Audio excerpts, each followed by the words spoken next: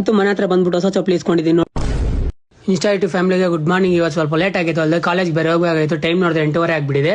ಅದಕ್ಕೆ ಸ್ವಲ್ಪ ಬೇಗ ರೆಡಿ ಆಗ್ಬಿಟ್ಟು ಕಾಲೇಜ್ಗೆ ಹೋಗ್ತಾ ಇದ್ದೀನಿ. ಕೆಳಗೆ ಬಂದು ಗಾಡಿ ನೋಡಿದ್ರೆ ಪಂಚರ್ ಆಗ್ಬಿಟ್ಟಿದೆ. ಅದೇ ಟೈಮ್ ಸಂತು ಬೇರೆ ಬಂದ. ಇನ್ನೇನ್ ಮಾಡೋದಂತ ಅವ್ನ ಗಾಡಿನೇ ಎತ್ಕೊಂಡೋದೆ ನಾನು ಕಾಲೇಜ್ಗೆ. ಕಾಲೇಜಿಂದ ಮನೆಗೆ ಬರ್ತಾ ಇರ್ಬೇಕಾದ್ರೆ ಕಾರ್ತಿಕ್ ಫೋನ್ ಮಾಡಿ ಕರೆದ, ಗಾಡಿ ಪೂಜೆ ಇದೆ ಬಾರೋ ಅಂತ. ಕಾರ್ತಿಕ್ ಹತ್ರ ಹೋಗಿ ಪೂಜೆ ಎಲ್ಲ ಮುಗಿಸ್ಕೊಂಡು ಮನೆಗೆ ಬಂದ್ರಿ. ಮನೆಗೆ ಹೋಗಿ ಮಲ್ಕೊಂಡಿದ್ದೆ. ಮತ್ತೆ ನಮ್ಮ ಶಿಷ್ಯ ಫೋನ್ ಮಾಡಿ ಕರೆದ, ಬಾರ ಪಾನಿಪುರಿ ಕೊಡ್ತೀನಿ ಅಂತ. ಈ ಸರಿ ನಾನೇ ಪಕ್ಕ ಕಾಸು ಹಾಕ್ತೀನಿ ಅಂದ. ಅದಕ್ಕೆ ಹೋದೆ.